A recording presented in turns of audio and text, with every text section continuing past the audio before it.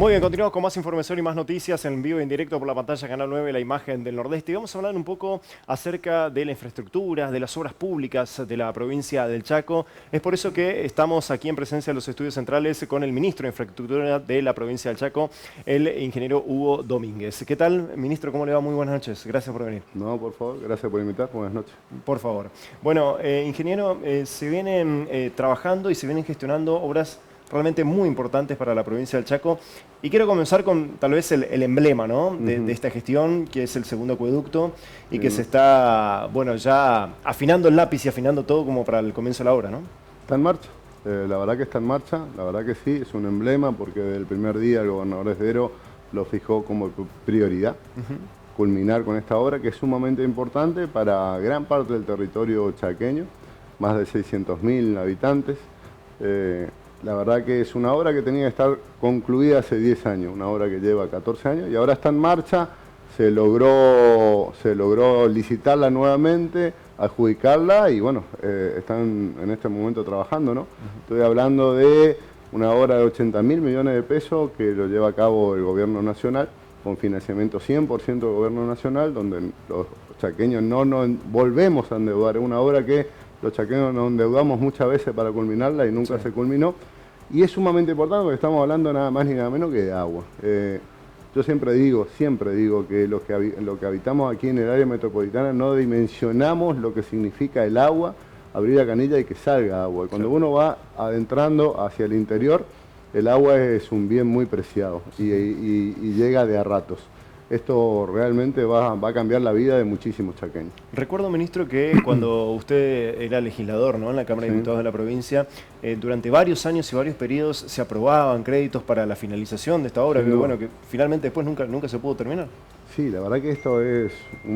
Cuando uno habla del segundo acueducto del Chaco, a nivel país se agarran la cabeza planteando de cómo no se deben hacer, porque las obras cuando se dilatan tanto, cuando están paradas, cuando no se culminan, tienen muchísimas complicaciones como la tenía esta.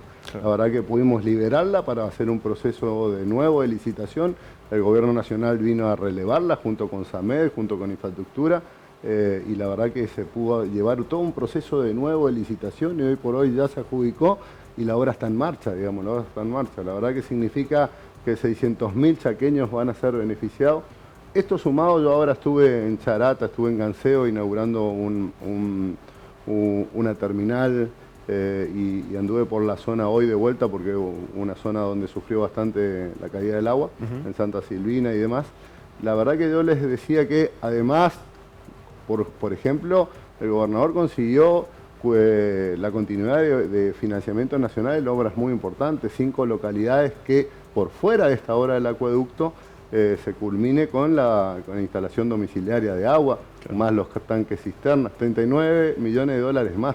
Entre el segundo acueducto y estas obras estamos arriba de los 100 millones de dólares en obras de agua en la provincia del Chaco. Claro.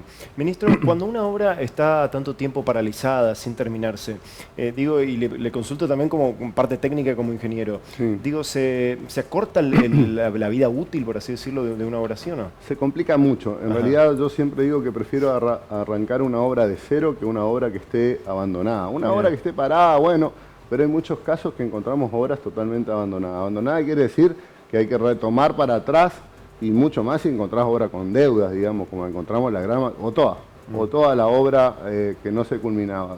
No solo que estaba paralizada hace muchos meses, sino que arrastraba muchísima deuda. Entonces uno no arranca de cero, arranca menos 20. Claro. Hay que empezar a hacer un plan de pago, un plan de acción, cerrar con las empresas, redeterminar los precios con la complicación.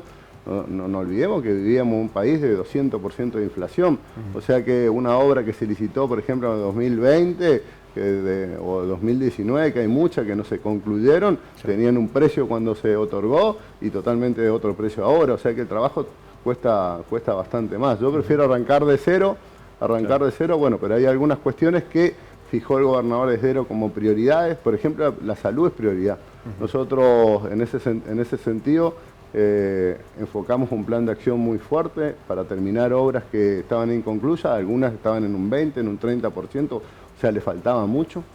Culminamos el hospital de Quitilipi, el hospital de Villa Ángela, el hospital de Charata, el hospital de Roca, el hospital de San Bernardo, el hospital de Pampa del Indio, centros de salud que estaban al inicio, por ejemplo el Laureano Maradona, que hace mucho no se terminaba, lo culminamos ahora, lo estamos culminando, un centro de salud que ese sí lo arrancamos de cero porque en Castelli, que lo inauguramos hace muy poquitos días junto al gobernador Esdero, cuando fuimos a visitar el hospital, que también necesita intervención, fuimos a ese centro de salud, una barriada muy grande de la localidad de Juan José Castelli, y la verdad que muchísima gente se estaba atendiendo y era un rancho. Claro. Lo tiramos abajo, lo proyectamos de nuevo, hicimos la obra, iniciamos y culminamos, un poco como lo que me pide el gobernador.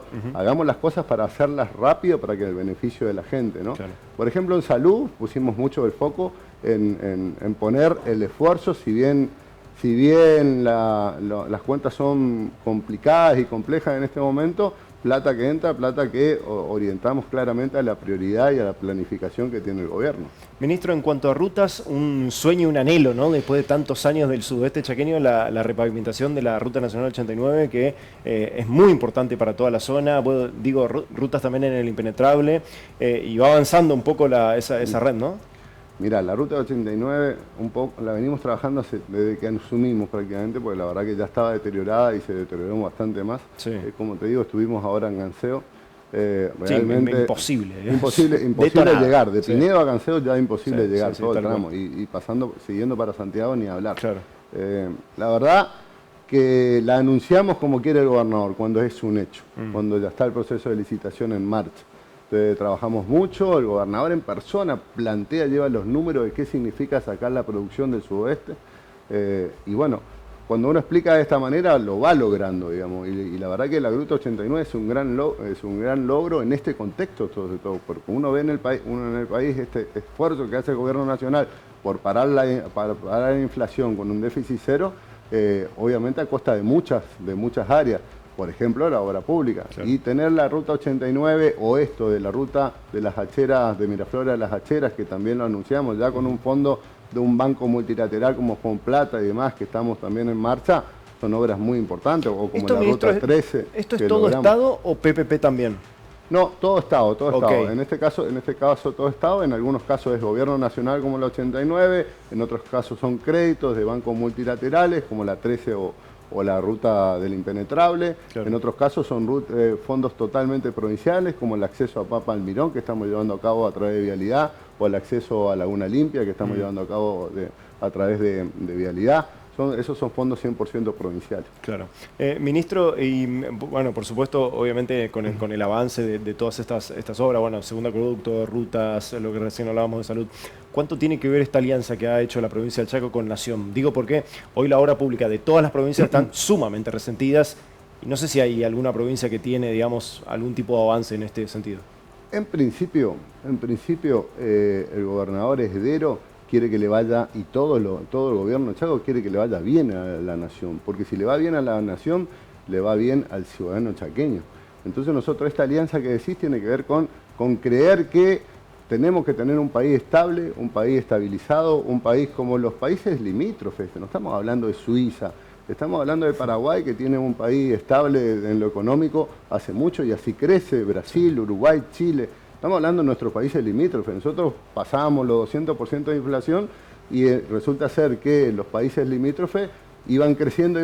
¿Y por qué van creciendo? Porque tienen una economía estable. Uno no puede proyectar con una inflación tremenda, uno no puede esperar inversiones extranjeras o inversiones locales de los argentinos, claro, cuando la economía está tan compleja. O sea, que esa alianza que tenemos es la alianza que debe tener todo ciudadano argentino, independientemente. Yo veo como que hay mucha gente, hay sectores de la oposición donde quiere, desea y milita en ese sentido de que le vaya mal al gobierno nacional. Eso es una locura. Uno tiene que ir por sus propuestas, tiene que ir con sus ideas, pero la verdad que le vaya mal significa que le vaya mal a argentinos o que le vaya mal a chaqueños. En esto tenemos la diferencia bien clara y vamos a tener la alianza con el gobierno que sea nacional para que le vaya bien a los chaqueños. Claro. Ministro, quiero tocar un tema que la verdad es muy sensible, no solamente para Chaco, sino también para Corrientes, en definitiva toda la región, porque une no solamente el nordeste argentino, sino también es un nodo importante del famoso corredor bioceánico que tantas veces escuchamos, ¿no?